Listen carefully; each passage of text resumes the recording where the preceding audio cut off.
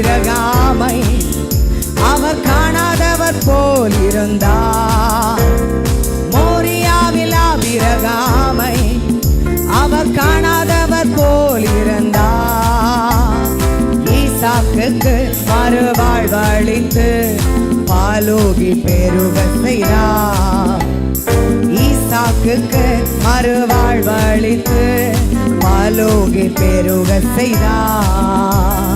அப்புறம் போகிறவர் போல காணப்பட்டாலும் இயேசு, அப்புறம் போகிறவர் போல காணப்பட்டாலும் இயேசு உன் மீது நோக்கமாயுள்ளார். உன் நினைவெல்லாம் அவர் அறிவார்.